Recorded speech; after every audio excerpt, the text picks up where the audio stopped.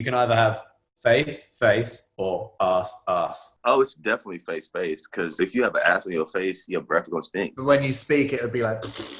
Yeah, you speak out of your asshole. Oh, man. I guess we all wear a mask right now, so we all fit in.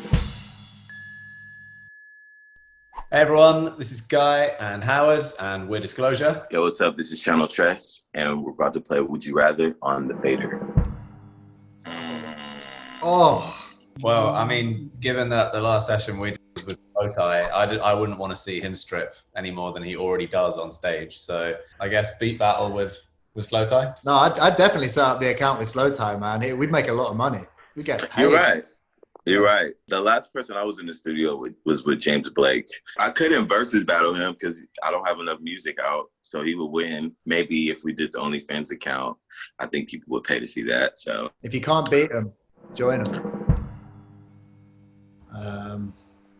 Yeah, I think I would go with the second one, and I would choose just like, a mild, almost micro dose level of some kind of psychedelic effect. I would definitely miss drinking. It would suck because I do love a beer. But drinking is drinking.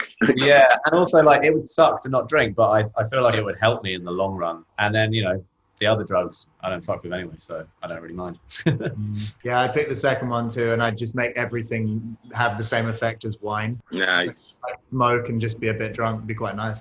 For me, it'll be the second one. Reason being, when I split an eighth of shrooms for the first time, and I didn't know you had to be in nature, the crumbs on the floor just start like talking to me, and like everything just felt so dirty. And then the street sweeping was happening, so I had to move my car at like 10 a.m. and I sat there for about like 10 minutes, which felt like 2 days, just contemplating my car. Like I was just so angry at electricity. So I would do the second one knowing what the effect is, and I would just choose weed. The mystery drug thing sounds terrifying. Terrifying. I'm having anxiety thinking about that right now. Video game, 100%. What one? Pokemon Blue. It's just got the best soundtrack of any game ever. It's so sick. So yeah, there's just so many. And I think because of their cool 8-bit sound, you could make unlimited hip-hop beats out of them. I would pick movie.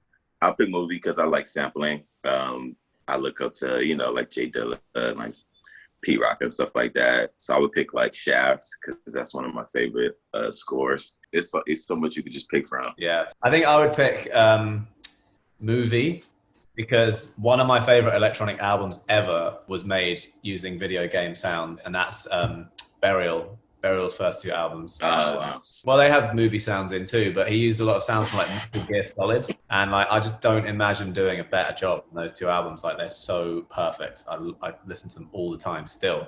Oh, yeah. We don't use much samples anyway in our music. Like we write a lot of it from scratch. It's more like vocal that we need. So I think movies would be more useful because I could take cool little lines of vocal from some of my favorite films. Yeah. We made a tune way back in the day sampling a lot of The Shawshank Redemption. Wow. Some Morgan Freeman speech in it and a bit of Tim Robbins, but Fucking classic movie though.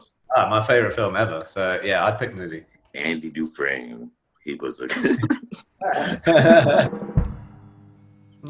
It kind of depends because like, how good is this instrument? Is it just shit? Or like, is it going to be the new guitar, Well, let's do that first. You've got to invent an instrument now. Okay. I would hollow out my own leg and use it as a clarinet. Okay. I picked the first one. I would love to be in the studio when Quincy was making Michael Jackson's first album. I would be a fly on the wall. I would just love to be there. It's classic. I would pick the first of one too, but I would probably go for, I'd go to see D'Angelo making Voodoo.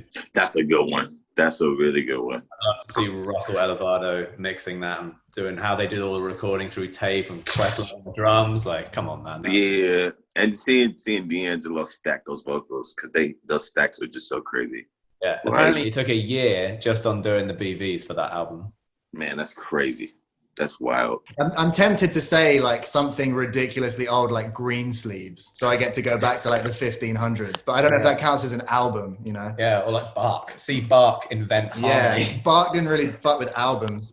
Yeah, no, so, yeah, to see like Beethoven make no no no no no no no no for the first time would be like, oh, that's the most famous thing ever.